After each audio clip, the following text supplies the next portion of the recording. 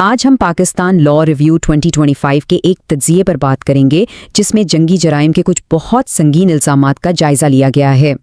اچھا، تو اس پورے تجزیے کو سمجھنے کے لیے سب سے پہلے اس کی بنیاد کو سمجھنا ضروری ہے، اور وہ ہے بین الاقوامی انسانی قانون یعنی IHL۔ اب یہ ہے کیا؟ سیدھے لفظوں میں یہ وہ اصول ہیں جو جنگ کے اثرات کو محدود کرنے کے لیے بنائے گئے ہیں۔ تو یہ جو سارا قانونی معاملہ ہے نا، اس کو سمجھنے کے لیے دو بہت اہم اصطلاحات ہیں جن کو جاننا ضروری ہے۔ دیکھیں، ایک ہوتا ہے جنگ شروع کرنے کا حق، اور دوسرا ہے جنگ کے دوران آپ کا طرز عمل کیسا ہونا چاہیے۔ یہ جو ریویو ہے نا، یہ جنگ شروع کرنے کے سیاسی فیصلے پر نہیں بلکہ جنگ کے دوران کے رویے پر بات کرتا ہے، اور یہی IHL کا اصل دائرہ کار ہے۔ تو یہاں سب سے اہم بات یہ ہے کہ IHL کے مطابق اگر ان اصولوں کو توڑا جائے تو اسے جنگی جرم مانا جاتا ہے، اور اس کی ذمہ داری کسی ملک پر نہیں بلکہ فرد واحد پر بھی عائد ہو سکتی ہے۔ اچھا، اب آتے ہیں اس واقعے کی طرف جس کے بارے میں اس رپورٹ میں دعویٰ کیا گیا ہے کہ اسی کی وجہ سے یہ سارے قوانین لاگو ہوئے۔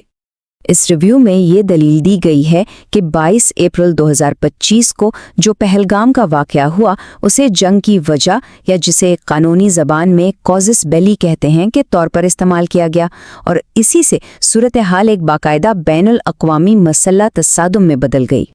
اور یہ ٹائم لائن دیکھیں، اس سے اندازہ ہوتا ہے کہ واقعات کس تیزی سے ایک کے بعد ایک پیش آئے، اور یہی وہ واقعات ہیں جو اس قانونی جائزے میں لگائے گئے الزامات کی بنیاد بنے ہیں۔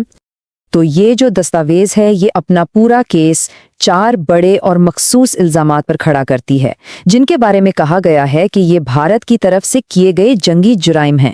چلیں اب ایک ایک کر کے ان 4 بنیادی دعووں کو دیکھتے ہیں جو اس رپورٹ میں کیے گئے ہیں۔ تو پہلا الزام ہے پانی کو جنگی ہتھیار کے طور پر استعمال کرنے کا، اور اس کا تعلق سندھ تاز معاہدے کی یک طرفہ معطلی سے جوڑا گیا ہے۔ رپورٹ کا دعویٰ ہے کہ یہ قدم جنیوا کنونشن کے ایڈیشنل پروٹوکول 1 کی خلاف ورزی ہے۔ یہ پروٹوکول شہریوں کو بھوکا مارنے کو جنگی حربے کے طور پر استعمال کرنے سے روکتا ہے۔ تو دلیل یہ ہے کہ پانی جیسی بنیادی ضرورت کو ایک ہتھیار بنا دیا گیا۔ اب آتے ہیں دوسرے الزام پر۔ یہ 7 مئی کو ہونے والے حملوں کے بارے میں ہے جن میں مبینہ طور پر براہ راست عام شہریوں اور عبادت گاہوں کو نشانہ بنایا گیا، اور اس رپورٹ میں ان حملوں کے نتیجے میں ہونے والے جانی نقصان کو واضح کرنے کے لیے ایک مخصوص تعداد بھی بتائی گئی ہے۔ دعویٰ ہے کہ ان حملوں میں 26 شہری مارے گئے جن میں خواتین اور بچے بھی شامل تھے۔ صرف یہی نہیں، رپورٹ میں یہ بھی کہا گیا ہے کہ 9 مساجد پر حملے کیے گئے جو کہ اسی پروٹوکول کے ایک اور آرٹیکل یعنی آرٹیکل 53 کی صریح خلاف ورزی ہے، اور یہ بھی بین الاقوامی فوجداری عدالت کے قانون کے تحت ایک الگ جنگی جرم ہے۔ تیسرا الزام ایک ایسی جگہ پر حملے کا ہے جسے قانون کی زبان میں خطرناک قوتیں رکھنے والی تنصیب کہا جاتا ہے۔ تو اس رپورٹ کے مطابق نیلم جہلم ہائیڈرو پاور پروجیکٹ پر رات کے وقت حملہ کیا گیا۔ یہ ایڈیشنل پروٹوکول 1 کے آرٹیکل 56 کی خلاف ورزی ہے جو ڈیموں اور آبی ذخائر کو تحفظ فراہم کرتا ہے۔ دلیل یہ ہے کہ اس حملے سے خطرناک قوتیں خارج ہو سکتی تھیں جس سے عام شہریوں کو بہت بڑے پیمانے پر نقصان پہنچنے کا خطرہ تھا۔ اچھا، اب آتے ہیں آخری الزام اور اس کے دفاع میں پیش کی گئی دلیلوں پر۔ یہ الزام جنگ کے ایک نئے طریقے یعنی ڈرونز کے استعمال سے متعلق ہے۔ رپورٹ کے مطابق ایک ہی دن میں 24 ڈرونز کو شہری علاقوں یہاں تک کہ کرکٹ اسٹیڈیم پر بھی مار گرایا گیا۔ تو اس دعوے کی بنیاد ان حملوں کا پیمانہ اور ان کا مقام ہے، یعنی شہری آبادی کے بیچ میں۔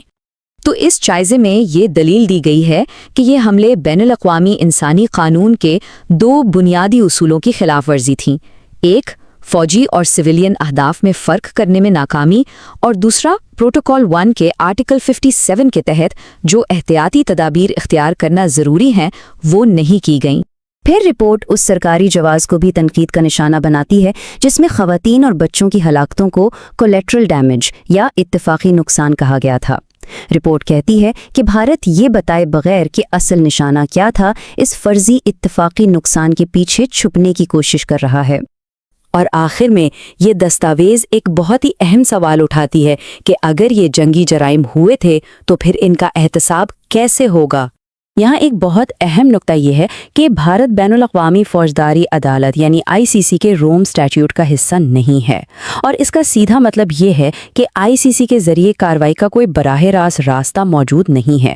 لیکن اس رپورٹ کا موقف بڑا واضح ہے۔ وہ یہ کہتی ہے کہ قانونی کارروائی کا کوئی طریقہ کار نہ ہونے سے مجرمانہ ذمہ داری ختم یا کم نہیں ہو جاتی، اور یہ کہ بین الاقوامی قانون کی خلاف ورزیوں پر سزا نہ ملنا ایک بہت خطرناک مثال قائم کرتا ہے۔